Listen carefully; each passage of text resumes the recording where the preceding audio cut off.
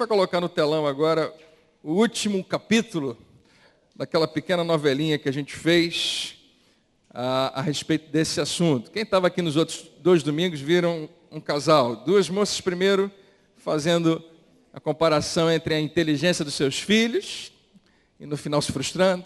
Depois os 2 homens também na mesma casa, na mesma visita, um se gabando da televisão grande que tinha e o outro dizendo daquela que ele tinha. E agora a gente vai ver o desfecho. Pode colocar.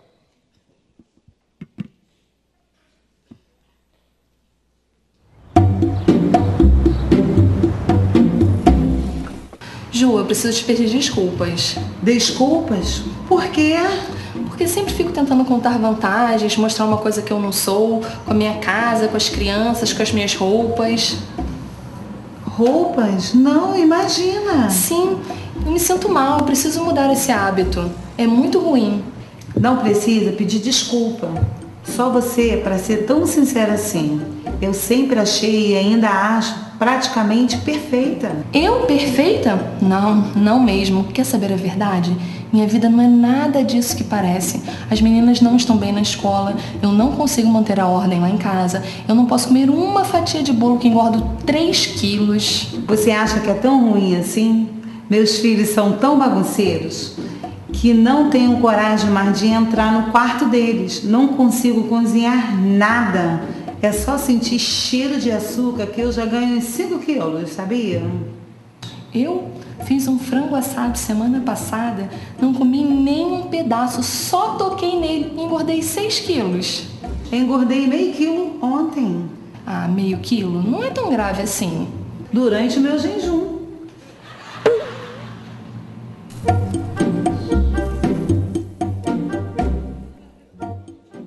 Uma quer vencer a outra, até no que é ruim, né? Já teve numa situação dessa? As pessoas às vezes competem nessas coisas, né? Quando alguém chega e fala assim, olha, um dia, há pouco tempo atrás, eu tive um negócio, uma doença que me pegou e fez isso, aí o outro, isso não é nada. Como se tivesse orgulho do tamanho da doença que teve, né? E você vê que essa situação parece no ser humano que é incurável. Mas nós temos falado sobre como a Bíblia trata desse assunto, que é, para todos nós, sem exceção, uma armadilha e, ao mesmo tempo, algo muito comum. Todos nós temos esse hábito, a nossa carne naturalmente vai nessa direção. Então, hoje a gente vai fazer o desfecho dessa nossa conversa. Com certeza não vamos esgotar, porque tem muito para falar desse assunto, mas vamos estar encerrando essa série hoje. Então, vou pedir para você levantar sua Bíblia e declarar bem alto, com a sua voz linda, não tanto quanto da pessoa que está do seu lado, obviamente, porque você não vai ficar se comparando agora com ela, mas com a sua voz alta, vamos declarar bem alto? Vamos lá? Esta é a minha Bíblia, eu sou o que ela diz que eu sou, eu posso o que ela diz que eu posso, e eu tenho o que ela diz que eu tenho. Hoje eu vou deixar a palavra de Deus renovar a minha mente e transformar a minha vida. Glória a Deus. Fala para quem está do seu lado, Deus quer falar contigo e comigo hoje. Então, fala para ela, então, eu vou desligar meu celular. E você? Amém. Vamos orar? Pai, muito obrigado por mais essa oportunidade de ministrar a Tua palavra. Tu és Senhor sobre a nossa vida e nós queremos hoje, meu Pai, abrir os olhos do nosso coração, permitir que o Senhor faça isso, nos traga revelação de quem Tu és para nós. Muito obrigado, porque dia a dia nós podemos crescer, podemos nos tornar um pouquinho melhores, um pouquinho maiores do que éramos antes. E nós não precisamos fazer isso olhando para a direita nem para a esquerda, mas olhando para Ti. Senhor, dirige-nos nessa noite meu Pai, ao centro da Tua vontade, ao que o Senhor quer para nós. Que muitas pessoas saiam daqui, meu Pai, nessa revelação que transforma, como a gente acabou de falar, eu vou deixar a palavra fazer isso em mim, vou deixar que ela renove os meus pensamentos e mude a minha vida. E por tudo que nós vamos colher como fruto, nós já te damos toda a glória e te agradecemos, em nome de Jesus. Amém e amém. Na última semana na segunda parte da mensagem, nós falamos algumas coisas e eu não consegui colocar algumas frases importantes no telão que eu acabei conseguindo botar hoje. Só para a gente dar uma recapitulada, o motivo da gente estar tratando desse assunto é porque ele chama a nossa atenção e eu não esperava que ele fosse causar o impacto que causou, tanto na minha vida quanto na de muitas pessoas que têm testemunhado. Mas a verdade é que todos nós sofremos com essa questão.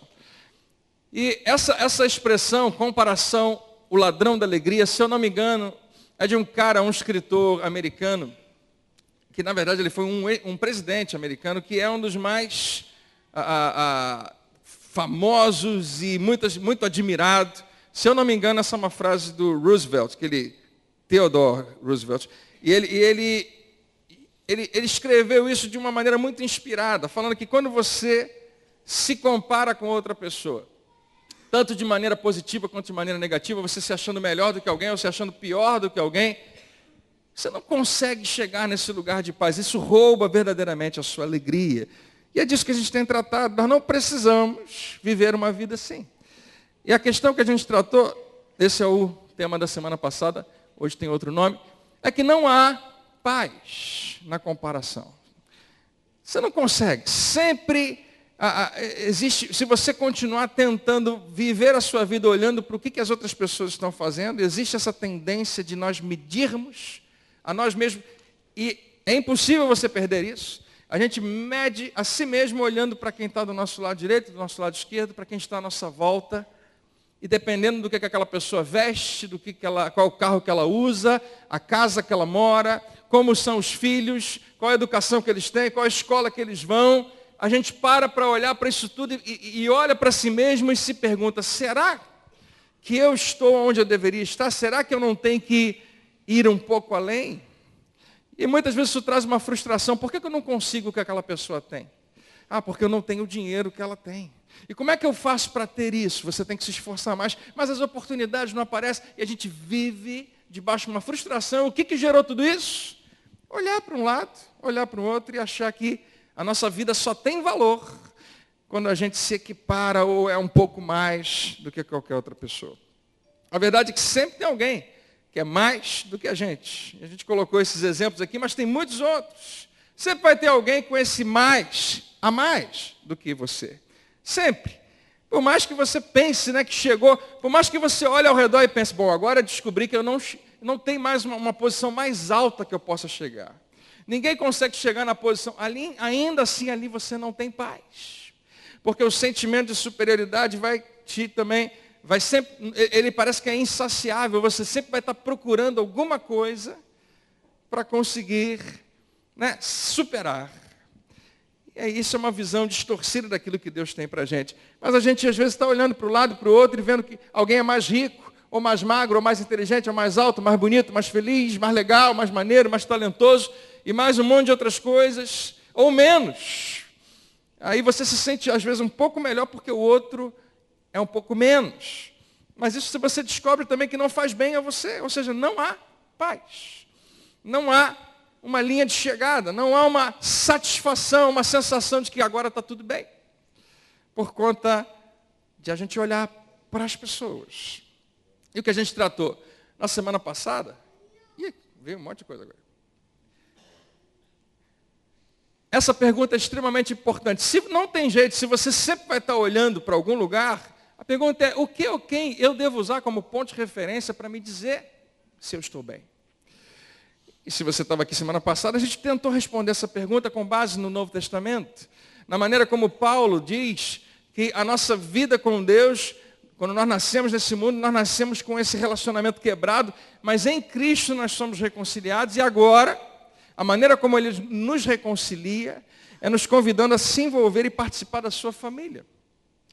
Mas essa pergunta é importante você fazer para você mesmo porque essa pessoa existe. Existe algo ou alguém que você já usa como referência para analisar a tua própria vida, para avaliar e saber qual é o seu valor. Você já tem alguém que você olha, ou alguma coisa, ou alguma circunstância, que você diz, por causa disso aqui, eu sei qual é a minha posição. Talvez seja o seu cunhado, talvez seja a sua irmã mais velha, talvez seja o seu pai, talvez seja o patrão, seja quem for. Essa pessoa ela é real, ou uma circunstância, talvez você só se sinta realmente realizado quando comprar aquela coisa, aquele objeto, ou seja o que for. Mas você vai descobrir que você não vai encontrar nunca satisfação. Mas ainda assim você vai continuar precisando ter essa referência. Então, para onde a gente olha? E uma das perguntas mais importantes que a gente fez na semana passada é, no que diz respeito à comparação, a quem pais perfeitos comparam os seus filhos? Quem estava aqui semana passada, levanta assim um pouquinho a sua mão. Você lembra a resposta? A quem pais perfeitos comparam os seus filhos? Ninguém. Né? Pais não tão perfeitos já não fazem isso. Como eu mencionei semana passada, hoje vieram 3 crianças aqui para a gente apresentar. As 3, para o meu gosto, achei lindas. Tinha uma que parecia um anjinho, outra parecia uma boneca, outra, todos lindos. Mas tem algumas crianças que você não vai ter coragem de dizer para os pais, mas não são tão bonitas assim. Mas os pais nunca vão pegar aquela criança no colo e dizer assim, puxa, eu queria tanto que ela se parecesse mais com a filha do fulano. Quando alguém faz isso, você sabe que não tem nada de errado com a criança, tem algo de errado com o pai ou com a mãe. Porque pais, ainda que não sejam perfeitos, jamais vão comparar os seus filhos. Então, a quem pais perfeitos, a quem pais aperfeiçoados, inteligentes, bem ligados, na posição correta, vão comparar os seus filhos? Absolutamente ninguém. E essa pergunta, claro, não era o final, não era a pergunta que eu realmente queria fazer, mas era essa: a quem o seu pai celestial compara você? E a resposta é a mesma. Se pais, no máximo nível que eles poderiam alcançar de capacidade paternal, eles nunca vão comparar os seus filhos, quanto mais. Aliás, essa expressão que Jesus fala o tempo todo a respeito de Deus Pai. Quanto mais.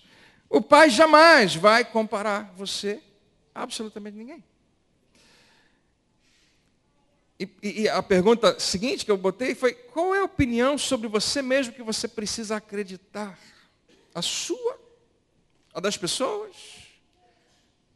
Porque eu tenho certeza que alguém aqui, não poucos, deve ter ficado em algum momento triste essa semana, frustrados, talvez tenha até chorado, talvez tenha até derramado algumas lágrimas, por causa da opinião de outra pessoa sobre você. Ou por causa de uma opinião que você acabou alimentando sobre si mesmo. Ficou frustrado, ficou triste, ficou chateado. E essa pergunta é importante para você, também é importante para mim. Qual a opinião sobre você mesmo que você precisa acreditar? A sua ou a do seu Pai Celestial? E a resposta é, você precisa acreditar na opinião que Deus tem a teu respeito. Você deve aceitar a opinião sobre você mesmo daquele que te fez, foi assim que a gente encerrou semana passada, daquele que te ama e daquele que te redimiu. Diga, aquele que me fez, aquele que me ama. Eu vou ter que começar de novo, porque mais uma vez eu estou sentindo falta de volume. Vamos lá de novo? Aquele que me fez, aquele que me ama e aquele que me redimiu. Aquele que te redimiu, te resgatou, ele adotou você na sua família. Ele disse, não importa a sua história, não importa o seu passado, não importa o seu futuro, não quero saber, eu quero que você seja meu filho. E ele olha para você com esses olhos de valorização completa, total e perfeita. Você foi convidado a se relacionar com Deus como filho e pai. E você lembra qual foi a expressão que nós lemos? Abba, que significa papai, que é uma expressão que eu digo que a gente fica um pouco sem graça até de falar, principalmente para Deus. Mas é isso que Paulo queria, é isso que Jesus queria que você ouvisse, para entender o nível de intimidade que esse pai tem com você. Em geral, quem fala papai são crianças. E crianças são objetos de um amor, parece que ainda maior, porque você leva em consideração o fato de que elas são crianças.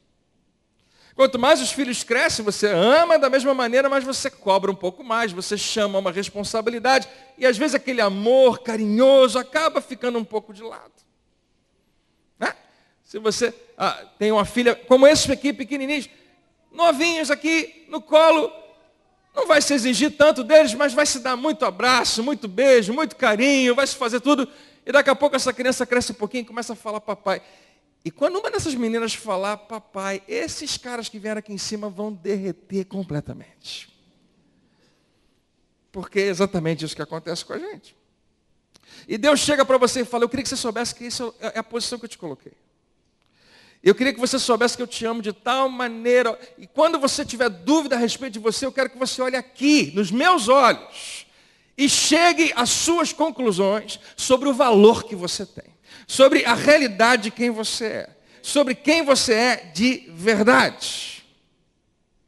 Porque, queridos, mais uma vez, comparar a nossa vida das outras pessoas é uma grande armadilha. E você já percebeu um negócio? Que a gente se compara a alguém na parte boa daquela pessoa, nos melhores momentos dela.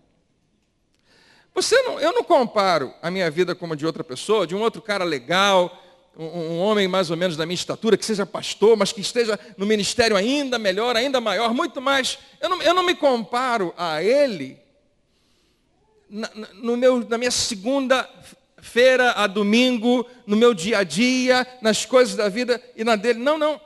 Eu comparo o meu dia a dia àqueles melhores momentos da vida dele.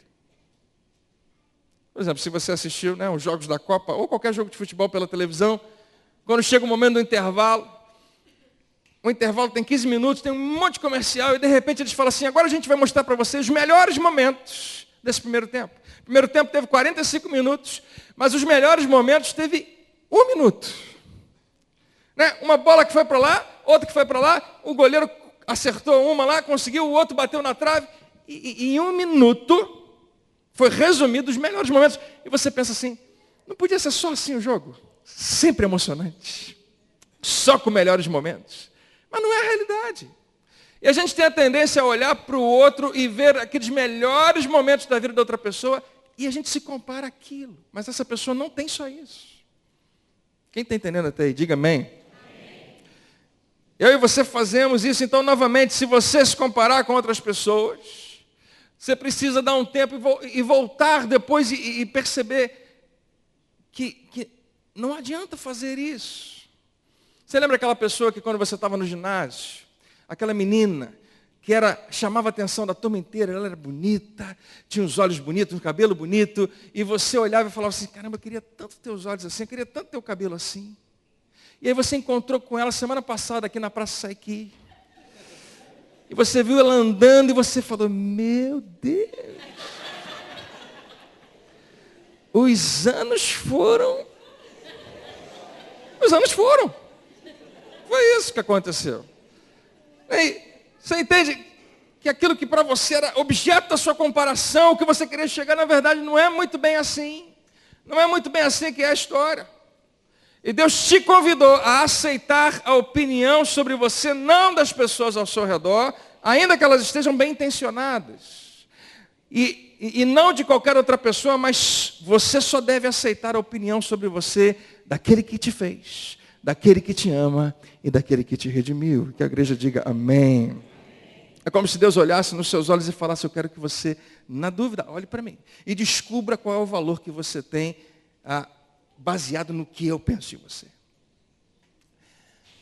Porque pais fazem isso. Se você ama os seus filhos, você jamais vai deixar que eles se sintam diminuídos por causa de alguma outra pessoa. Você vai dizer para eles, filho, você tem um valor tão grande. Só que você precisa entender qual é o valor que eu dou a você. Toda a Bíblia vai dizer para você que você vai sofrer problemas se você fazer isso. Se você fizer isso, olhar para a direita ou para a esquerda e tentar comparar a sua vida.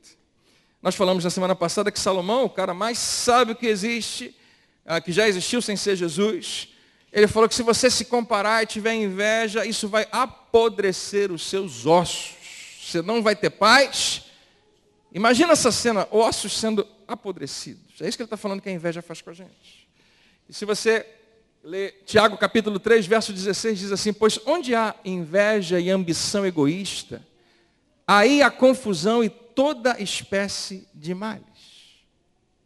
Interessante. E Tiago, ele vai direto no assunto. Ele não deixa espaço para a gente ficar questionando muito. Ele fala com clareza. É isso aí.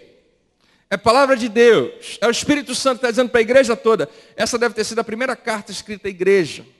Igreja principalmente de judeus, mas muitos gentios que estavam se envolvendo também. Ouviram a mesma coisa e eu e você ouvimos hoje. Olha, se tiver inveja...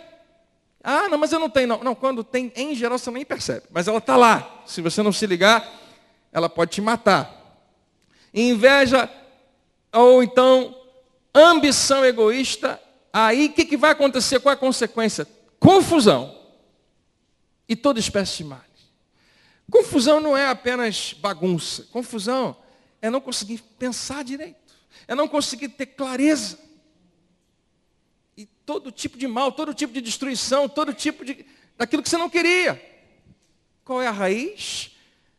Queridos, é tão forte isso, porque eu estava vendo a gente está muito ligado na internet hoje, né? Minha esposa estava me mostrando um vídeo muito interessante, que eu não vou nem conseguir lembrar de tudo aqui, mas é uma matéria, uma apresentação de um aluno, mas um senhor já, falando sobre a crise que existe em Israel, Palestina, de uma maneira geral.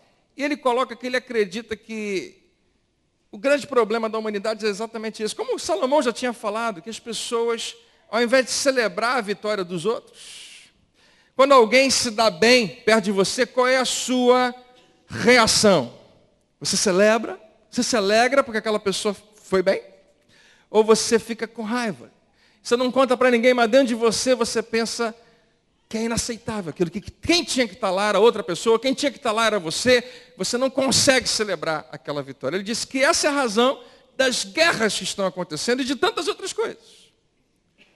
Eu não discordo muito dele, porque o primeiro assassinato que acontece na Bíblia acontece por causa disso.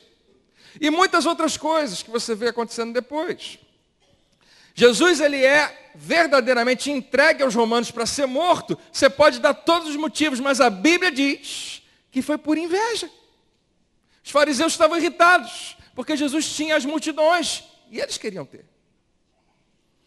Então isso é muito grave, muito sério, e se você pensar, tudo bem, pastor, mas eu não tenho nada disso, é muito arriscado você pensar assim, porque você está sempre correndo esse risco.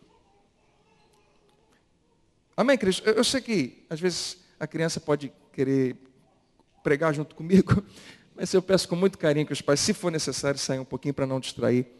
Eu peço realmente com muito carinho. E além de Tiago, que nós lemos aqui, também tem uma palavra no Antigo Testamento de Jó, que diz: o ressentimento mata o insensato e a inveja destrói o tolo. Não está falando apenas de quem é objeto da inveja, não. Do cara que é invejoso é um tolo.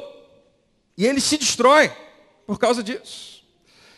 O ressentimento mata o cara que está ressentido, a mulher que está ressentida, ela é morta por aquele ressentimento, obviamente.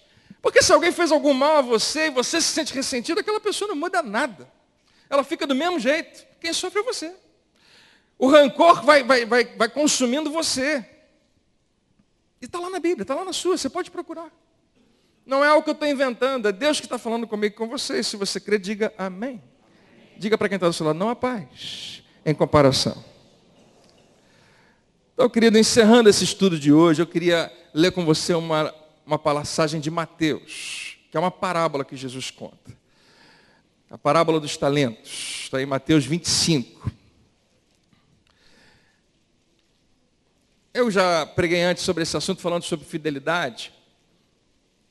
E uma coisa que a gente tem que saber a respeito, aliás, algumas coisas que a gente tem que saber em relação a parábolas. Em primeiro lugar, que parábolas, se você não sabe, são histórias que Jesus mesmo inventava. Histórias que ele mesmo era o autor delas. Eram histórias. Não aconteceu realmente. Ele não estava mentindo para ninguém, ele simplesmente estava contando uma história, para ilustrar um princípio. Parábolas existiam, Jesus falava por parábolas para ilustrar um princípio importante. É claro que pastores como eu gostam de pegar uma parábola e dizer para você que tem 8 princípios. Mas na verdade é para um só. As parábolas, elas são histórias que Jesus mesmo fazia, e a proposta era ilustrar um grande e importante princípio. E quando Jesus contava as suas parábolas, e em Mateus você vai encontrar vários conjuntos de parábolas, e você vai ver que frequentemente Jesus contava uma parábola, contava uma história e dizia assim: agora eu vou dizer para vocês o que isso significa. E explicava. Em outros momentos Jesus contava a parábola e simplesmente saía. Jesus, espera aí. Em outros momentos ele contava a parábola e perguntava para os discípulos: vocês entenderam alguma coisa do que eu falei? E eles diziam: não entendemos nada. E ele explicava aquela parábola. Parábolas nem sempre vão ser fáceis de você entender. Em geral não são. Mas nessa parábola aqui em particular, Jesus termina e segue adiante. Ele não dá muita bola se o pessoal entendeu ou deixou de entender. Mas se você ler todo o conjunto de parábolas, se você ver a quantidade de vezes que Jesus está falando desse assunto, você vai entender qual é o princípio, do que ele está tentando comunicar. Aliás, se você ler em Mateus, você vai ver que frequentemente Jesus começa as suas parábolas dizendo assim: o reino de Deus é semelhante, ou então o reino dos céus é semelhante. Então aquelas parábolas eram contadas, aquelas histórias eram contadas, porque Jesus queria que as pessoas tivessem uma visão de como que Deus olha o seu reino, de como que Deus olha você, e mais importante ainda, de como que Deus avalia você. De como que Deus trata você, qual é a visão que Ele tem a teu respeito. Parábolas eram feitas para isso. E são fascinantes, e são muito importantes. E muitas vezes não são fáceis de entendê-las imediatamente. E nessa parábola que a gente vai contar, se você cresceu na igreja, com certeza você ouviu dela. Se você é crente há pouco tempo, pelo menos alguma ideia disso aqui você tem. Mas ela tem um final surpreendente. E é bom você ficar sabendo que isso realmente não aconteceu. Foi algo que Jesus contou. Mas que ilustra um princípio muito importante. Agora que eu já falei tudo, vamos ler? Mateus 25, onde a gente começa no versículo 14. E ele diz assim: e também será como... E também o quê, pastor? O reino de Deus. Ele continua falando da mesma coisa. Será como um homem que, ao sair de viagem, chamou os seus servos e agora vem uma palavra-chave, confiou-lhe os seus bens. Diga, confiou-lhes. Esse Senhor confiou aos seus servos os seus próprios bens. Perceba que esse homem ele não deu para eles. É de vocês a riqueza. Não.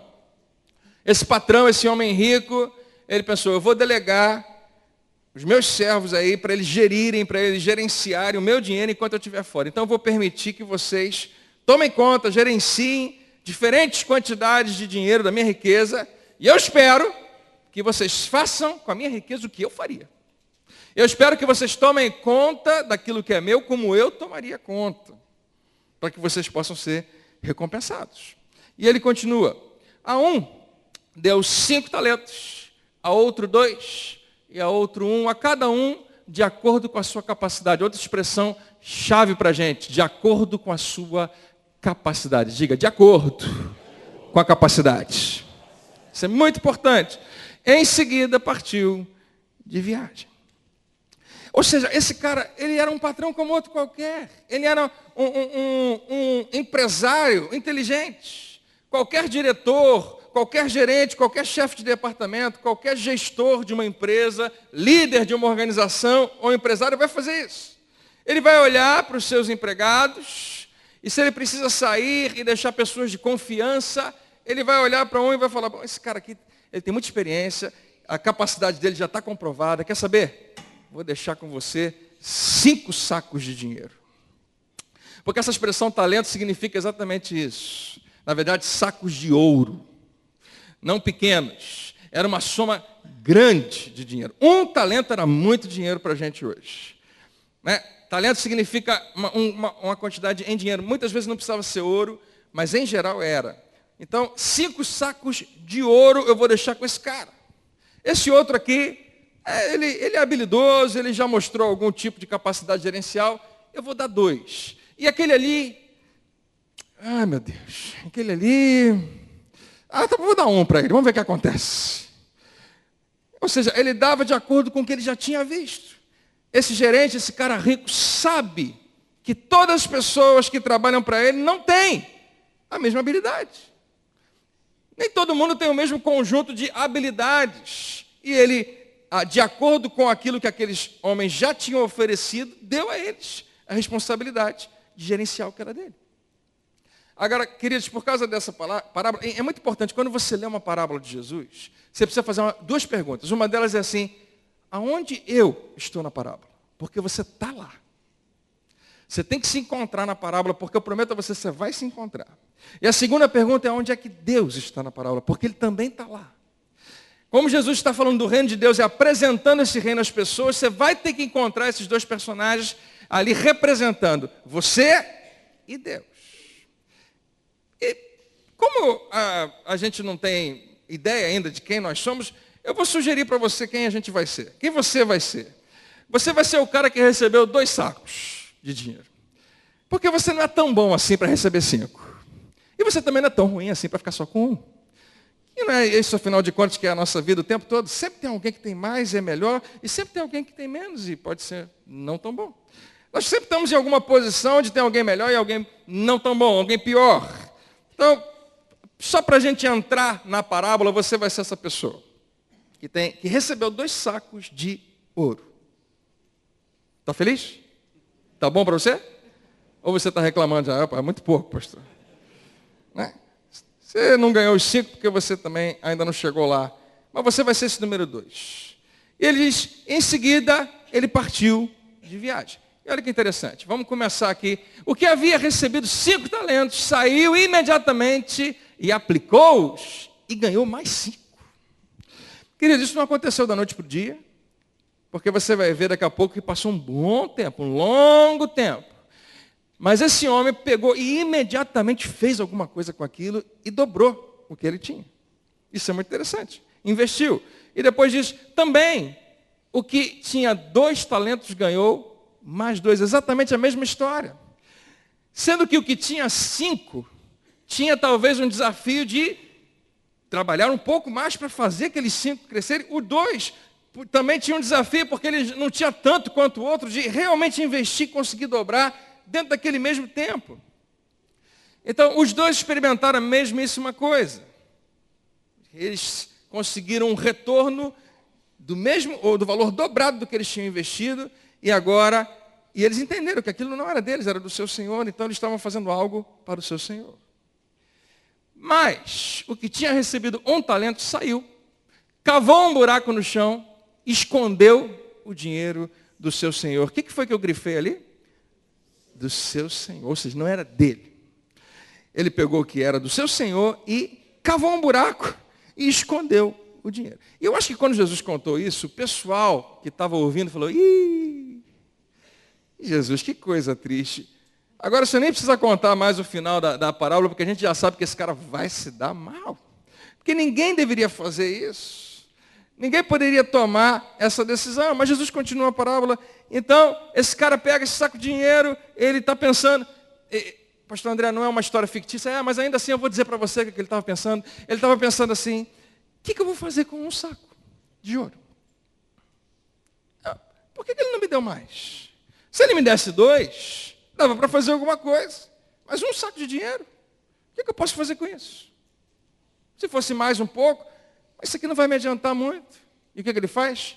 E ele enterra aquele talento, aquele saco de dinheiro. E no próximo versículo 19, assim, depois de muito tempo, e em geral, quando Jesus conta parábolas e usa essa expressão, depois de muito tempo, significa depois de uma vida inteira. Depois que uma vida inteira se passou. Ao final de uma vida, depois de ter vivido toda a sua vida, depois de eu ter vivido toda a minha vida, o que acontece? Acontece uma prestação de contas. O Senhor daqueles servos voltou e acertou contas com eles. Qual é a pergunta que ele realmente tem para fazer a esses servos? Ele está voltando de viagem, ele não vai perguntar o que eles têm, ele vai perguntar o que vocês fizeram com o que eu coloquei nas suas mãos, com o que você tinha. Não apenas o que você tinha, mas o que você fez. E esse primeiro cara, o cara que recebeu os 5 talentos, devia estar doido para esse dia chegar. Ele devia estar animado, ele devia toda hora perguntar lá, já voltou? Chegou já? Hoje ele já chegou? Quando é que ele vai voltar? Ele devia estar doido, porque ele imediatamente responde, o que tinha recebido 5 talentos, trouxe os outros 5 e disse, o Senhor me confiou.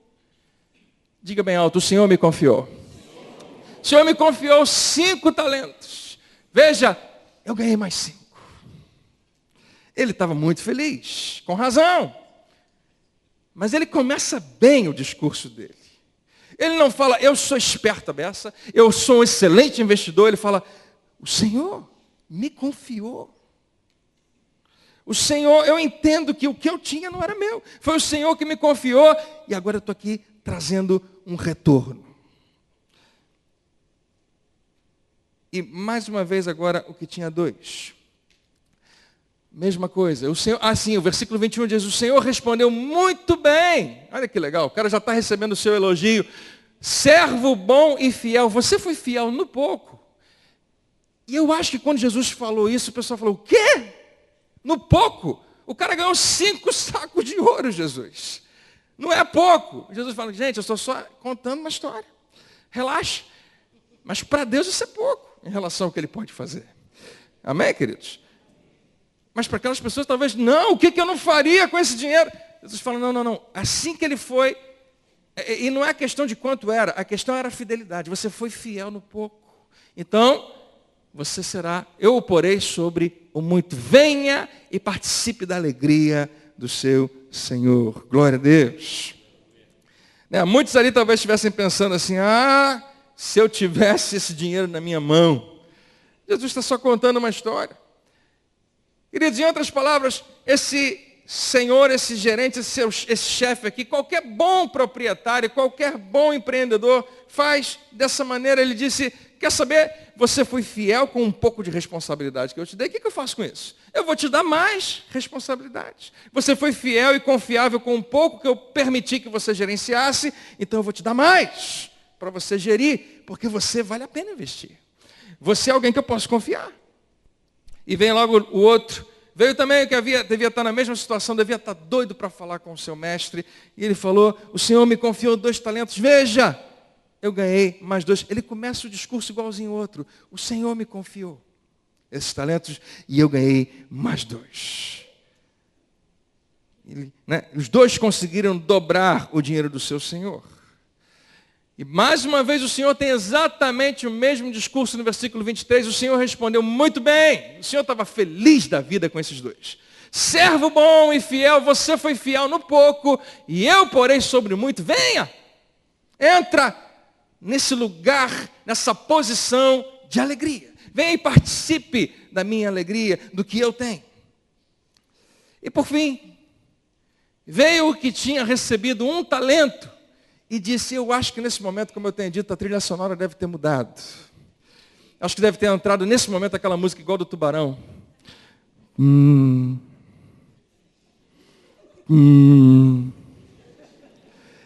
Porque o pessoal já sabe o que vai acontecer agora. Primeiro a gente sabe o que foi, o segundo a gente sabe, mas esse teve uma ideia maluca. Ele foi, pegou o dinheiro e escondeu. Com certeza, esse cara, ele estava numa situação muito diferente dos outros 2. O cara enterrou o dinheiro. E eu acho que ele, diferente dos outros 2, não estava nem lembrando que esse dia ia chegar. Ele deve, quando alguém disse, olha, o Senhor está chegando, ele deve ter pensado, meu Deus, onde é que foi que eu enterrei o negócio? E deve ter demorado, deve ter chegado em cima da hora lá e trouxe. E ele faz um discurso muito interessante. Ele fala assim, eu sabia que o Senhor... Você percebeu uma diferença no início do discurso dele, para os outros 2? Os outros 2 começam o discurso assim, dizendo, o Senhor me confiou 5 talentos, o Senhor me confiou 2 talentos. Ele poderia ter falado, o Senhor me confiou 1 talento, mas ele começa de outra maneira. De alguma forma, esse homem perdeu de vista o fato de que esse dinheiro foi confiado a ele para fazer alguma coisa. E em vez disso, ele começa a apontar o dedo para o seu mestre, para o seu Senhor. E antes mesmo que ele fale sobre o que ele fez ou deixou de fazer com o dinheiro, ele aponta o dedo para o mestre, querendo dizer, olha só, antes de qualquer coisa, antes de eu dizer o que eu fiz, o que eu não fiz, eu queria que o senhor soubesse que, de alguma maneira, isso é culpa sua. Eu não vou aceitar essa responsabilidade. Eu sabia que o Senhor é um homem severo, e colhe onde não plantou, e junta onde não semeou. Ele está falando, eu sei que o Senhor é um cara fera. O Senhor é o melhor empreendedor que eu conheço. O Senhor é aquele cara que não deixa nada para ninguém. O que sobrar você pega e não fica nada na mesa. E você é esses caras que são tubarões do empreendimento. E você não tem ninguém igual. Agora, deixa eu te falar. Ao invés de você ficar bravo comigo, você precisa compreender que isso realmente a culpa é sua. Porque você me mata de medo. Porque eu não sabia o que fazer com o seu dinheiro, já pensou se dá errado? E por conta disso, o que eu poderia me causar? Qualquer pessoa na minha situação faria isso. É mais ou menos o discurso desse homem. E ele fala, eu tive medo. Por isso eu tive medo, saí, escondi o seu talento no chão e veja aqui, o que te pertence. Não, olha aqui o que você me confiou. Mas aqui está o que é seu, o que te pertence. Eu vou lhe devolver na mesmíssima medida que você me deu. E o Senhor responde de uma maneira, e mais uma vez, lembra que isso é só uma história que Jesus está contando. O Senhor respondeu, servo, mau e negligente. E essas palavras também podem ser traduzidas, se você procurar a palavra mau e até negligente, está falando servo inútil. Que talvez tenha mais a ver com esse contexto. Preguiçoso. Era mais ou menos isso. E querido, sabe o que é importante a gente saber aqui? Esse Senhor não está bravo com o seu servo porque ele fez alguma coisa ruim. Ele está bravo com o seu servo porque ele não fez nada. A questão não é que ele fez alguma coisa de errado, a questão é que ele não fez nada.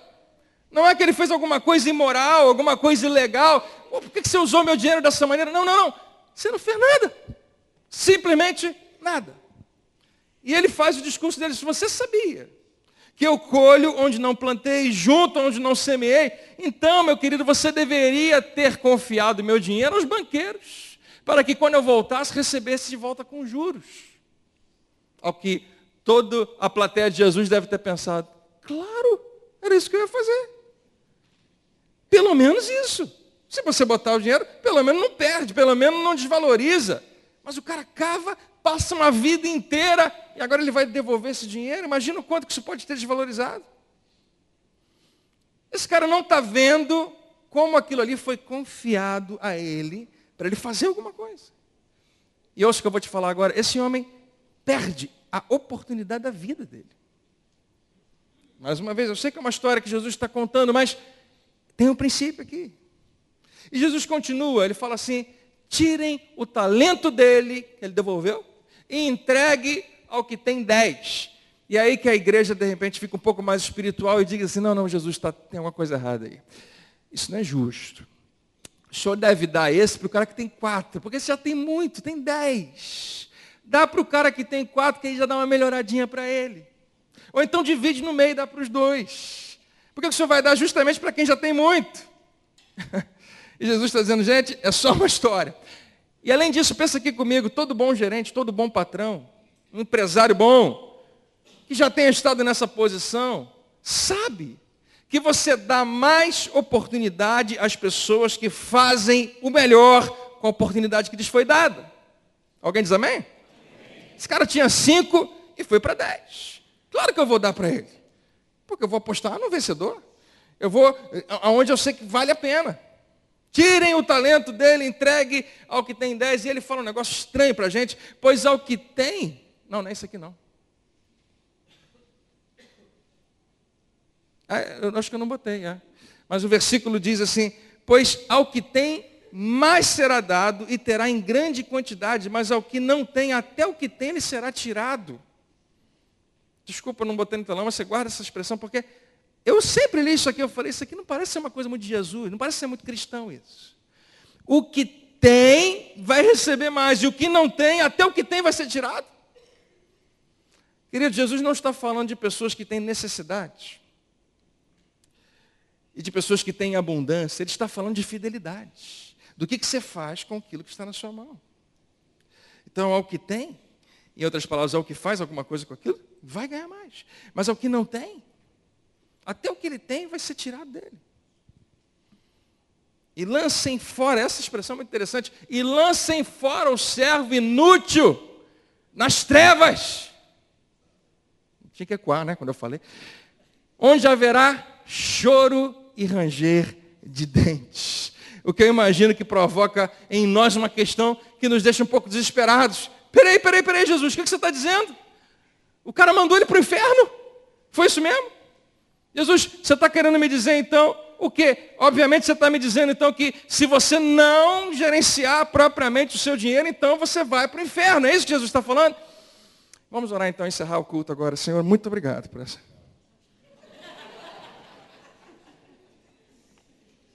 Não, queridos, ele não está mandando o cara para o inferno. Obviamente que não. Ele é um cara rico, ele é um empresário, ele não tem poder de mandar ninguém para o inferno. O que isso aqui significa? Significa o que ele falou. Tira ele, lança para fora, ou seja, você não vai fazer parte do meu círculo. Você não vai fazer parte do grupo de servos que eu posso confiar. Daqueles que são fiéis. E você vai para as trevas. É interessante essa expressão porque nós não entendemos ela muito bem. Trevas. Coloca na sua cabeça assim, trevas é igual, trevas significa, trevas é lugar de ignorância. Quando a luz, ela vem, ela traz revelação. A luz significa conhecimento. A falta da luz é a falta do conhecimento, é a ignorância. Esse cara vai para essa posição. Porque ele não quis, porque ele, em vez de ele aproveitar a oportunidade dele, é ele que escolheu isso. E ele vai para esse lugar de trevas e ranger de dentes. O que isso significa?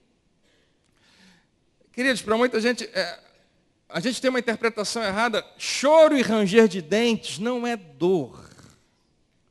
Choro e ranger de dentes é remorso e frustração. Já aconteceu contigo.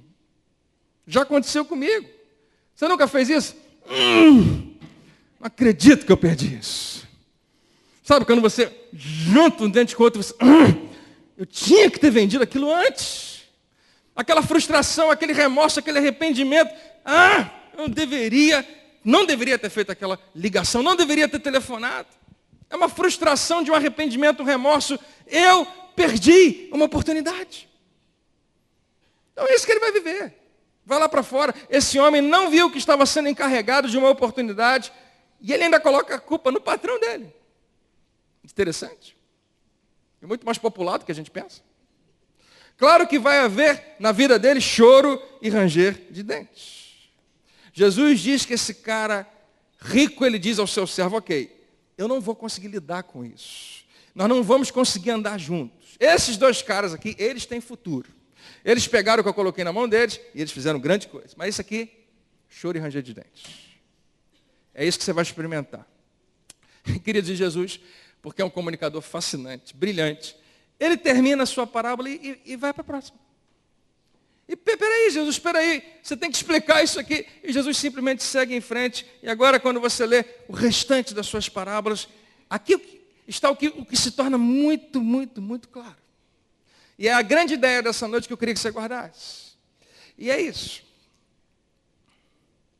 O que você tem? O que você tem? O que você tem sido? Se eu puder usar a palavra que Jesus usou, aquilo que foi confiado a você, o que você tem, é muito menos importante do que o que você faz com o que você tem. O que você tem é menos importante do que o que você faz com o que você tem. Em outras palavras, não ache que é tão importante aquilo que você tem, porque o que você tem não é tão relevante assim. O que é relevante de verdade é o que você faz com isso. O que faz diferença na sua vida é isso. E nós adoramos essas histórias, onde as pessoas não tinham nada, mas fizeram alguma coisa com um pouquinho que tinham e fizeram grande diferença. O que você tem não é a questão. O que você tem é menos importante do que o que você faz com o que você tem. E Jesus diz que a questão dessa parábola é essa. E isso é verdade para todos nós, seja você crente ou não. Não importa. Essencialmente, todos nós temos alguma coisa. E nós sabemos disso intuitivamente.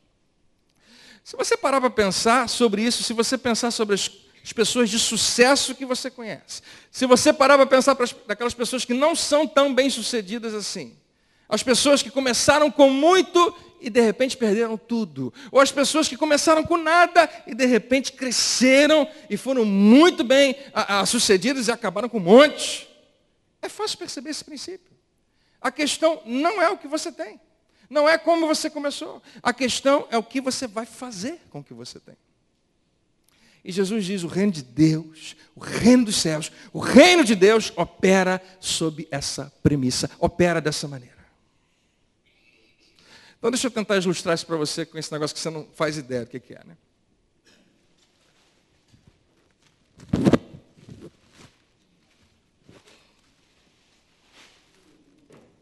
Esse livro não coube aqui, eu vou botar aqui em cima. tu é ninja.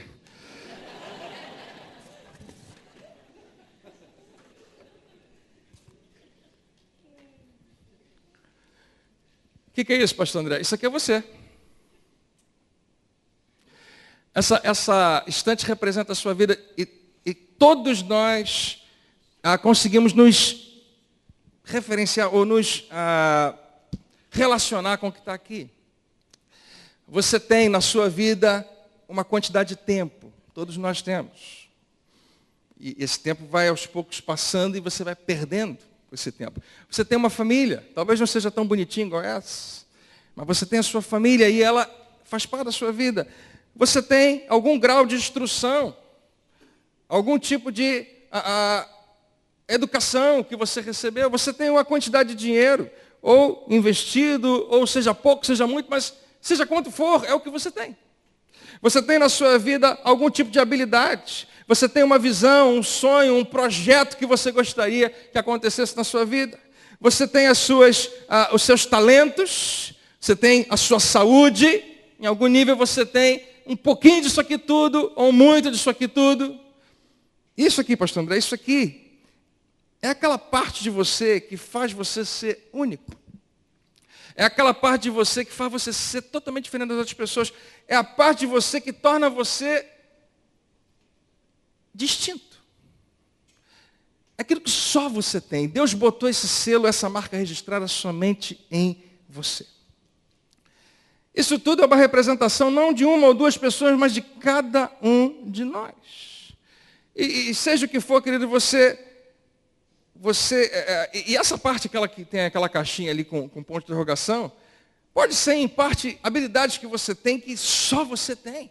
Talentos que só você tem. Pode ser talvez uma maneira de pensar familiar que só você tem, mas é algo que só você tem e não pode ser comparado com ninguém. Mas a outra coisa que você tem também é a sua história, é o seu passado. É tudo que fez você chegar até onde você chegou agora. E você não consegue mexer nisso. Isso é a tua história, isso é quem você é.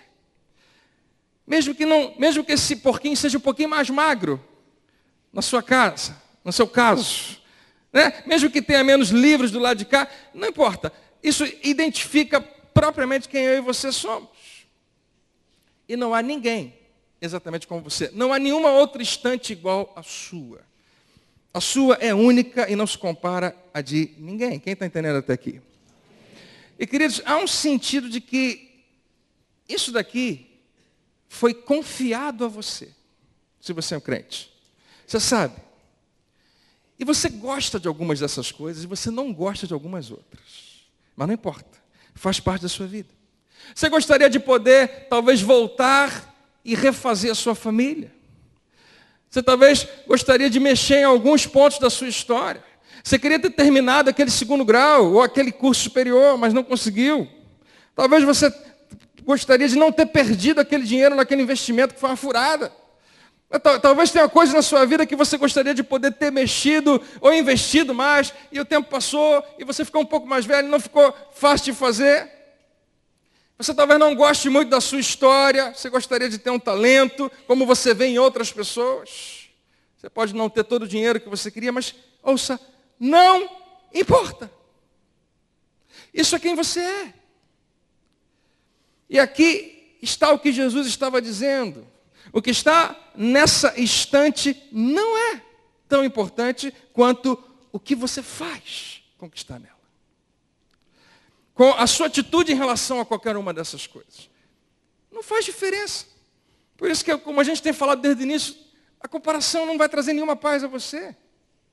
Agora, não é surpreendente que as nossas histórias favoritas, aquelas histórias que eu e você mais gostamos, inclusive eu ia trazer uma para ilustrar, para você ler, que apareceu no jornal, se não me engano, na semana passada, de um rapaz que é um juiz de basquetebol, que ele queria muito assistir um jogo e uma oportunidade de um campeonato lá na Europa, acho que na Espanha, né?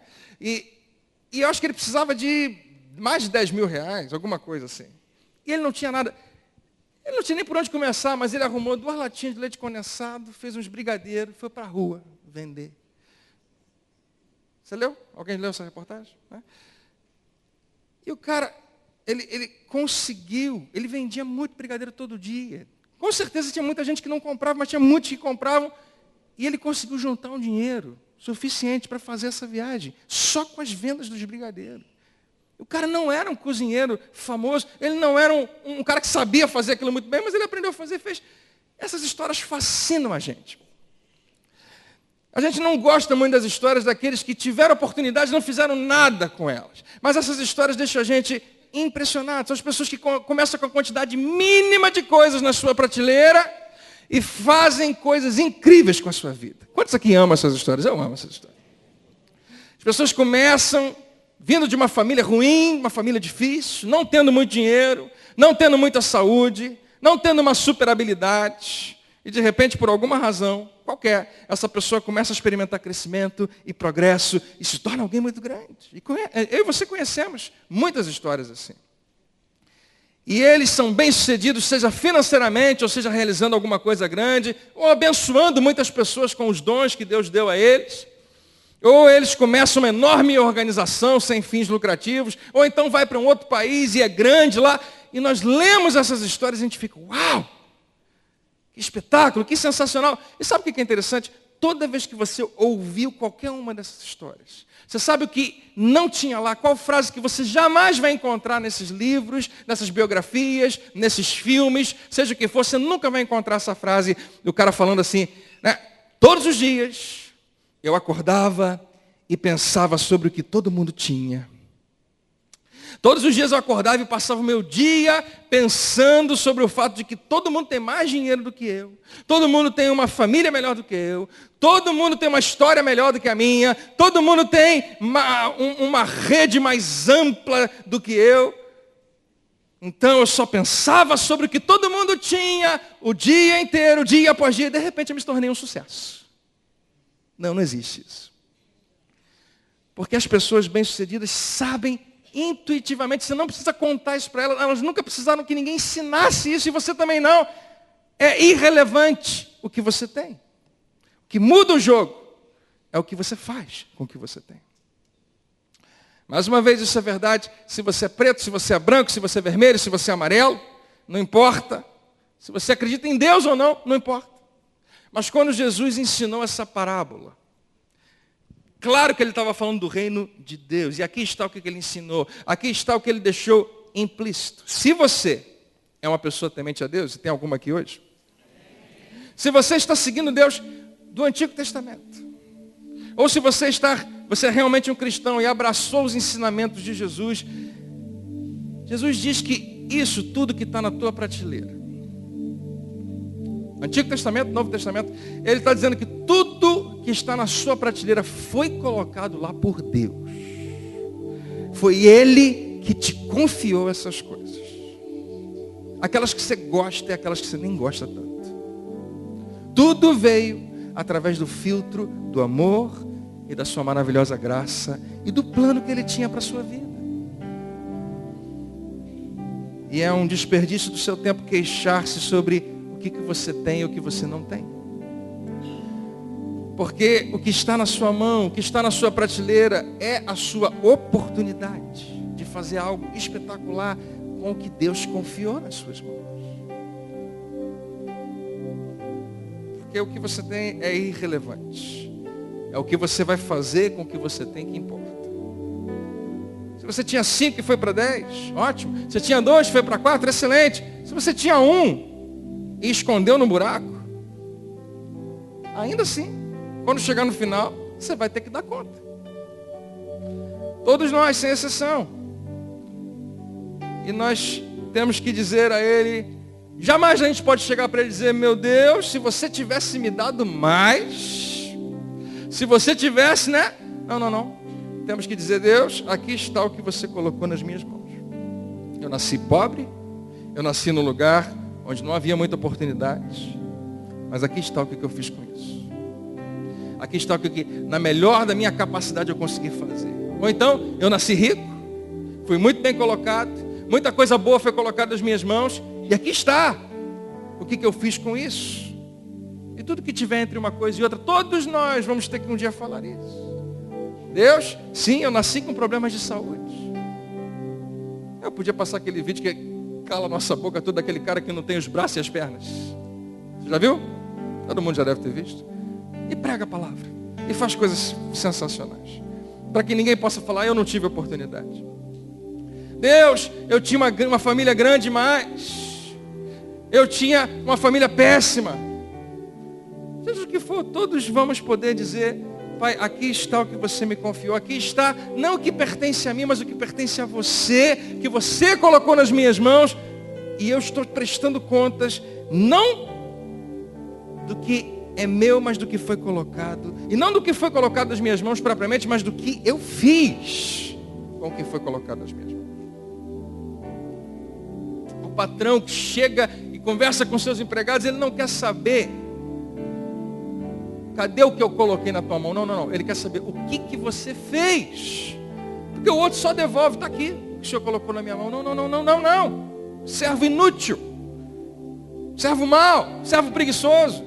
Negligente. Você não está entendendo a oportunidade que você tinha. Todo dia na minha vida eu sou tentado a olhar para as coisas que as pessoas têm. Que as outras pessoas têm.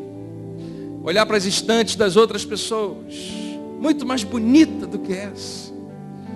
Ou não, talvez o contrário, mas seja o que for, eu tenho essa tendência, eu tenho essa tentação, e eu sou tentado a dizer, se eu tivesse, eu queria tanto ter isso, eu queria tanto ter aquela oportunidade, se eu tivesse mais dinheiro, se eu fosse bonito ou bonita assim, se eu dirigisse aquele carro, se eu morasse naquele lugar, se eu, e cada dia Deus responde, filho, isso não é relevante, isso não importa, você nunca vai ser comparado com qualquer outra pessoa, eu nunca vou te comparar com ninguém. Mas você percebe o que a gente faz? A gente faz muito parecido com aquele cara que tinha só um saco de dinheiro. Lembra o que ele fez? Ele não chega para Deus, para o seu Senhor, aliás, e começa o seu discurso dizendo, o Senhor me confiou isso. Não! Ele começa o seu discurso dizendo assim, olha, antes de começar eu queria que você soubesse que a culpa é sua. A responsabilidade não é minha. Você podia ter feito diferente comigo. Podia ter me dado mais, ou poderia me deixar numa posição onde eu ficasse mais tranquilo. Não, a culpa é sua. E você jamais diria isso em voz alta, mesmo que você não acredite em Deus, apenas no caso de haver um Deus, se você está pensando, você nunca diria, mas quando nós nos comparamos às outras pessoas, o que nós estamos dizendo é, Deus, a culpa é sua. Quando eu me comparo com outra pessoa, no fundo eu estou dizendo, por que Deus fez isso comigo? Por que ele não me fez desse outro jeito? Olha a sua família que você me arrumou. A culpa é sua, porque eu não consegui terminar o 2º grau. Deus, você poderia ter feito alguma coisa de modo que eu tivesse mais oportunidade, de modo que eu tivesse uma história melhor. O Senhor podia ter feito alguma coisa e me dado mais talento. Você poderia ter me permitido desenvolver mais alguma habilidade. Você poderia ter me ajudado mais. A culpa é sua. No final das contas, Deus, não é minha culpa, é sua. Se você tivesse me confiado o que você confiou a ele, ou a ela, ou a ele, aquele lá, eu teria feito muito mais. Jesus diz, não. No reino de Deus nem vem que essa história não cola. No reino de Deus nem tente se justificar. Não vem com essa que você faria, porque a regra é, você é fiel com o pouco. E aí você é colocado sobre muito. Não, mas se eu tiver muito eu vou ser fiel. Não vai. Você é fiel no pouco ou não é? Mas não tem como você escapar. E não sou eu que estou criando isso, Jesus que diz isso. E mesmo quando você lê essa parábola, você sabe, mais uma vez, intuitivamente, ninguém precisa te ensinar isso. Você diz, eu não quero nunca ser esse cara. Eu não queria nunca ser esse personagem. Eu não quero ser esse homem. Eu não quero ser uma mulher que cava um buraco e diz, bom, eu não tive tanta oportunidade como as outras pessoas. Então, não vou nem tentar. Não vou nem fazer nada. Vou deixar escondido esse talento. A questão não é o que está nas suas mãos, a questão é o que você vai fazer com o que Deus lhe confiou. Então, queridos, espremendo essa série que a gente está terminando hoje, falando dessas duas ideias simples, eu queria terminar com essas duas frases. Em primeiro lugar, para o resto da sua vida, você deve, coloca lá, Marcelo, para mim, Você deve aceitar a opinião sobre você mesmo somente daquele que te criou, que te ama e que te resgatou. Vamos falar na primeira pessoa? Diga: eu devo aceitar a opinião sobre mim mesmo somente daquele que me criou, que me ama e me resgatou. E cada vez que você for tentado olhar para a esquerda, para a direita, e a gente vai ser tentado, você pode sair daqui, entrar no seu carro e já ter essa mensagem evaporada, porque você vai olhar para o outro carro. Você pode sair por aquela porta e essa mensagem evaporar completamente de você, porque você vai olhar para o vestido da outra, ou para qualquer outra coisa, ou para isso, para aquilo, para a família, seja o que for. Você vai ser tentado, mas você pode dizer: não, essa pessoa não é o meu espelho. Meu cunhado não é o meu espelho, meu vizinho não é o meu espelho, minha melhor amiga não é o meu espelho, o chefe do meu setor não é o meu espelho. Deus, Pai, você é o meu espelho. E eu vou aceitar a sua opinião e eu vou me avaliar com base naquele que me criou, naquele que me ama e naquele que me resgatou. E em segundo lugar, o resto da sua vida você deve duas coisas: celebrar o que Deus deu aos outros, mas você também deve valorizar e aproveitar o que Ele te deu. Vamos falar na primeira pessoa? Diga: eu devo celebrar o que Deus deu aos outros, mas também devo valorizar e aproveitar o que Ele me deu. Diga aleluia. Como isso é importante. Você pode comemorar, você pode olhar para o outro e dizer: Senhor, eu estou tão feliz pelo que ela recebeu. Eu estou tão feliz que ele e eles estejam tão bem. Eu estou tão feliz porque ela perdeu 4 quilos. Oh, que alegria. Obrigado, Senhor. Sem nenhuma falsidade. Eu fico feliz com esse carro novo deles. Eu fico muito feliz que ele conseguiu passar naquele concurso. Eu fico realmente feliz, eu quero celebrar junto com eles. Mas eu não vou me comparar. Eu vou comemorar o que o Senhor confiou a eles. Mas o Senhor não me confiou isso, o Senhor confiou a eles. E quando eu chegar diante do Senhor, eu não preciso dar conta do que os outros fizeram. Eu não vou poder chegar para o Senhor e falar dar conta da vida de outras pessoas, do que Deus colocou na vida delas, do que foi confiado a elas. Não. Eu preciso ver o que o Senhor colocou nas minhas mãos, como algo que o Senhor confiou a mim, e fazer alguma coisa com isso. Então, enquanto eu me alegro e comemoro a vitória dos outros, eu vou passar o resto da minha vida aproveitando, usufruindo, valorizando o que o Senhor colocou nas minhas mãos. Amém, queridos? Eu, no ano de 97, 98, morei nos Estados Unidos, eu e minha esposa recém-casados. Os pais dela moravam lá e a gente foi ficar um tempo lá. E lá eu entrei em contato com alguns ministérios e conheci alguns pastores que se tornaram para mim muito fascinantes no seu ministério. Alguns deles muito marcantes, até hoje me abençoam muito. E eu fiquei muito impressionado um dia, eu já mostrei aqui no telão uma vez essa igreja gigantesca que tem no Texas, que deve ser a maior igreja que existe nos Estados Unidos. E quando eu estava lá, era vivo o pastor principal da igreja. O pastor se chamava John Austin. E ele é espetacular. O cara, ele tinha a Bíblia inteira na cabeça dele, ele falava versículos sem parar. Mas não apenas para mostrar, ele tinha uma unção tremenda de Deus e a mensagem de Deus era falada através dele. Ele tinha os seus filhos, e um dos seus filhos é o pastor atual, mas ele antes de ser pastor, ele ainda, na sua juventude, foi para a faculdade. E ele, na faculdade, no segundo ano, ele falou: eu não quero isso. Não é isso que eu gosto. O que eu mais quero fazer é ficar na ilha de edição lá, editando os vídeos dos programas de TV do meu pai. Quando ele prega, é o que eu mais curto fazer isso. É cortar a imagem aqui, entrar com som aqui, fazer. Era o que ele gostava de fazer. Ele passou 16 anos, 14 ou 16 anos fazendo isso. Ele era o responsável pelos vídeos do pai.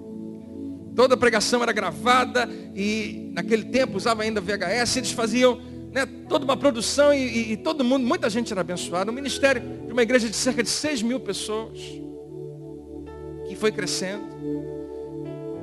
E um dia esse senhor, esse pastor, passou mal e teve que ser hospitalizado.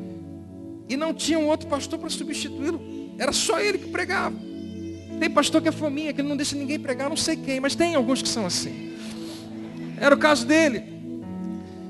E ele ligou para o filho dele do hospital e falou, Joel, o nome do filho dele era Joel.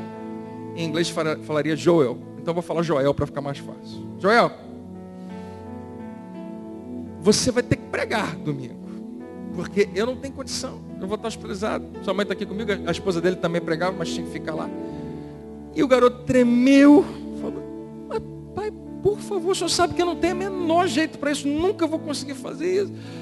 Você faz o seguinte, filho. Dá uma olhada nos meus sermões, nas pregações que eu preguei, que você mais gosta. Pega uma delas e prega. Vai acabar saindo do seu jeito. Mesmo que você repita a palavra por palavra, prega uma pregação minha, vai dar tudo certo. 2 dias depois, o filho conta isso. Ele ligou para o pai e falou, pai, não tem nenhuma pregação só que eu goste muito. Mas mesmo assim, o domingo chegou e não tinha opção, ele tinha que pregar. Ele sabia que era uma responsabilidade que estava sendo lançada sobre ele. Ele pegou uma das mensagens do seu pai, colocou na frente e nitidamente, se você assistir o vídeo, você vai ver, ele está nervosíssimo. Ele se perde todo. Ele não tem muita facilidade, ele gagueja, ele não sabe, fica nervoso. E ele sabe que foi uma lástima, foi horrível. As pessoas no final vêm dar um abraço nele e falam, rapaz, foi bom, mas ele sabe que não foi. Sabe aquele pessoal que ama muito ele, ama muito o pai dele? Claro que eles vão dar aquela força para ele. Isso aí, cara, legal, que bom que você fez isso. Mas todo mundo sabe, não se compara. O pai, quando prega, é outra coisa. Na semana seguinte, o pai dele teve um ataque cardíaco fulminante. E morreu. E agora? E todos os olhos daquela congregação vão para Joel. E ele sabia que ele estava tendo que assumir agora uma responsabilidade que ele nunca pensou que ia assumir. E ele começa, culto após culto, pegando as pregações do pai dele. Eu não sei se isso é verdade, mas um artigo conta que o Joel, ele colocava os sapatos do pai. Pensando assim, talvez o sapato me dê sorte. E ele pegava a mensagem e ele pregava e cada dia ficava um pouquinho melhor, mas ele sabia que não estava legal. A igreja estava com ele, estava firme, porque amava muito ele, mas ele não era aquele pregador. Até que chegou um dia, e ele conta isso, ele falou, teve um dia que eu tive um clique dentro de mim. É como se Deus falasse no meu coração, você não pode correr a carreira do seu pai. Você precisa correr a sua carreira. E queridos, a partir dali ele começou a correr a carreira dele. Ele não mais pregou os sermões do seu pai. Ele começou a buscar a inspiração de Deus, ele cresceu. E que carreira? A igreja dele é um absurdo de gigante. Mas não apenas ele tem centenas de milhares de membros na igreja, mas toda semana. Esse cara fala para a internet, para a televisão. A televisão, o programa dele é espalhado pelo mundo inteiro e toda semana ele fala para milhões de pessoas. É uma das pessoas mais influenciadoras que você vai conhecer hoje. Um cara que ninguém pode falar nada dele. É um cara que tem um amor genuíno pelas pessoas, não importa que elas sejam. Prega a palavra de Deus. E todo dia ele olha para aquela câmera e fala no final do programa e apresenta o evangelho e chama pessoas ao Senhor Jesus. E centenas, talvez milhares, se convertam semana após semana. E ele jamais estaria nessa posição se ele continuasse a tentar correr a carreira de uma outra pessoa e continuasse vivendo na sombra da comparação de quem o meu pai é e quem eu não sou. Essa história me fascina. Ela me chama muita atenção porque todos nós corremos esse risco. Pode não ser o seu pai, pode ser outra pessoa, mas você, se não correr a sua própria carreira, e Deus tem uma para você. Fala para quem está perto de você, Deus tem uma para você. Só você. Ninguém pode correr a sua carreira e você não pode correr a de ninguém. E você sabe que esse pastor, o Joel, ele tinha que pensar o seguinte, não interessa o tamanho da questão que eu tenho que agora me responsabilizar, o tamanho da igreja que agora eu tenho que tomar conta. O que importa é o que eu vou fazer com isso. O que vai fazer diferença é como eu vou tratar essa questão. Você é exclusivamente você. Você é uma mistura disso tudo, mas que faz você ser alguém incomparável. Eu não estou tentando entusiasmar você. Esse é o tema do que a Bíblia está tratando aqui. Nós acreditamos que Deus criou você com exclusividade. E que tudo o que se tornou uma parte da sua vida e tudo que você tem obtido através do filtro do amor e da graça de Deus, até mesmo aquelas coisas que você não gosta muito, tudo isso faz você ser quem você é. E se a cada dia da sua vida você puder acordar e dizer: Deus, Pai, com o melhor da minha capacidade, tudo o que eu quero fazer é andar na sua vontade. Tudo o que eu quero fazer hoje é andar na sua vontade. Tudo o que eu quero fazer sempre. Tudo o que eu quero fazer e me tornar é aquilo que o Senhor me criou para ser. Então eu vou pegar o que você me confiou. E eu vou pedir para o Senhor me mostrar como correr a minha carreira. De maneira que traga, preste atenção nisso, honra a Ti e satisfação para mim. Sabia que isso é possível? Você chegar nesse lugar onde você correu uma carreira que traz honra para Deus e satisfação para você. Esse é o plano que Deus tem para mim e para você. Celebre o que Deus tem dado às outras pessoas. Não deixe de fazer isso, mas desfrute com alegria daquilo que Ele te deu. Porque quais são as alternativas? No final das contas não há paz na comparação, mas há uma satisfação extraordinária. Quando você acorda todo dia no centro da vontade de Deus. Quando você acorda todo dia, você sabe que o que Deus te chamou para fazer, você está fazendo. Mesmo que você não tenha conquistado tudo que tem que conquistar. Você pode imaginar o que aconteceria na nossa comunidade. Você pode imaginar o que aconteceria na nossa cidade, nessa igreja, ou até na nossa nação, se apenas os cristãos abraçassem essa ideia. Você pode imaginar a diferença que você pode fazer na sua família. Pais, você consegue imaginar a diferença que você pode fazer na vida dos seus filhos, o peso e a pressão que você pode tirar deles, porque você parou de comparar eles com qualquer outros filhos. Você pode imaginar qual melhor o seu casamento pode se tornar, se a esposa ou o marido finalmente perceberem que ele ou ela não precisa ficar tentando se transformar em alguém que nunca vai ser. Ela finalmente aceitou quem ela é, quem Deus fez ela para ser. Você pode imaginar a diferença que isso pode fazer? Então vamos sair dessa armadilha da comparação. Vamos sair desse buraco. Quantos podem dizer amém? Vamos acordar todo dia e ser quem Deus nos chamou para ser. Isso vai dar o máximo de glória a Ele e satisfação na sua vida no final. E que alguém diga amém. Você pode honrar a Deus bem alto com as suas palmas e com a sua voz, porque Ele é bom. Vamos ficar de pé nesse momento, vamos louvar a Deus.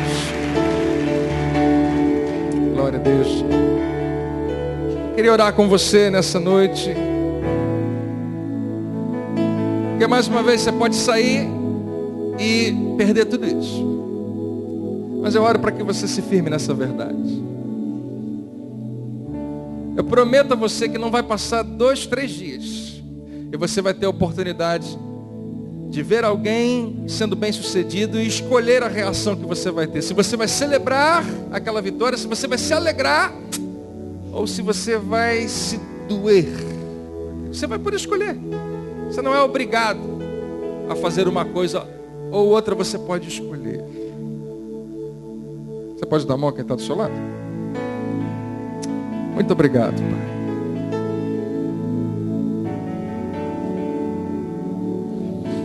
Eu sou o que a Bíblia diz que eu sou. Eu sou a minha identidade, a verdade absoluta de quem eu sou.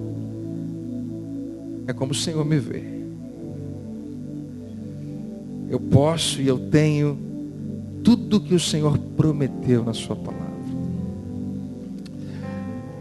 Cada um de nós, meu Pai, pode acordar todo dia e declarar isso e deixar essa verdade se tornar cada dia mais forte, mais real, mais viva dentro de nós.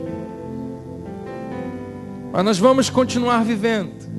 Nós vamos tomar café da manhã, nós vamos para o trabalho, vamos encontrar pessoas na rua e vamos lidar com gente para tudo quanto é lado. E há algo dentro de nós que é uma tendência, há algo dentro de nós que vai nos puxar para essa armadilha. Mas nós temos, meu Pai, hoje diante de nós o poder da Tua palavra e da Tua unção, para dizer, eu vou tomar controle dessa situação na minha vida, porque eu quero uma vida de paz, porque eu quero fazer o que Deus me chamou para fazer, porque eu quero estar no centro da vontade de Deus. Não, eu não fui feito para agradar pessoas, eu fui feito para agradar o meu Deus. Eu quero ser agradável às pessoas, mas eu não vou conseguir agradar todo mundo. Mas eu quero te agradar, Senhor. Eu quero te agradar. Eu sei que o Senhor me aceita, que eu já sou agradável e aceitável a Ti por causa de Cristo. Mas a única coisa que me interessa hoje é lembrar que por causa desse sacrifício, eu tenho um relacionamento de intimidade contigo. Tu és o meu Pai querido, o meu Pai amado, que tem uma intimidade tal, o Senhor me trata da melhor maneira que eu pudesse dizer isso, como uma criança. Não me trata com um valor de imaturidade ou infantilidade, mas com o amor e carinho que um pai tem pelo filho pequeno. Eu quero reconhecer quem eu sou olhando nos teus olhos. Eu quero saber qual é o meu valor olhando para os teus olhos, Senhor, e reconhecendo o que o Senhor já fez por mim. Ajuda-nos, meu Pai, hoje a descobrir o que já foi colocado na nossa estante, nas nossas prateleiras. Ao invés de olhar para as outras, olhar para a nossa e dizer, é isso. E eu vou me alegrar com a vitória dos outros, eu vou me alegrar com o que o Senhor tem me dado, e eu vou pegar o que o Senhor me deu e vou fazer alguma coisa. Pai, em Teu nome, em nome de Jesus Cristo, nós oramos, crendo que essa é uma noite de renovação espiritual. E por tudo que o Senhor tem feito e vai fazer, nós já Te damos toda a glória, em nome de Jesus. E que a igreja diga amém e amém. Você pode louvar a Deus mais uma vez com a sua voz? Aleluia.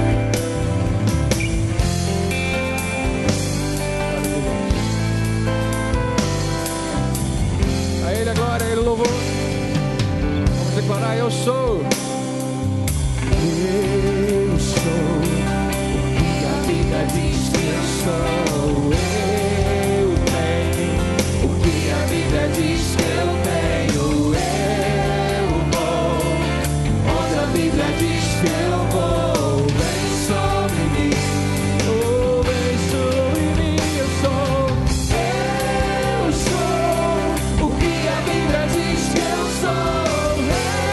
Eu tenho o que a Bíblia diz que eu tenho. Eu vou onde a Bíblia diz que eu vou.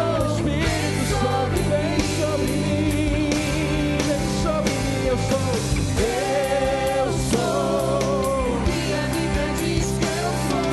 Eu tenho o que a Bíblia diz que eu vou. Onde a Bíblia diz que eu vou. Vem sobre mim. Pai, nós te agradecemos e te louvamos por tudo. Abre o nosso coração, nossos olhos para enxergar quem Tu és e quem nós somos, em nome de Jesus. E que toda a igreja diga amém. Que bom que você veio hoje. Uma boa noite para você. Que Deus te abençoe rica e abundantemente. Até a próxima.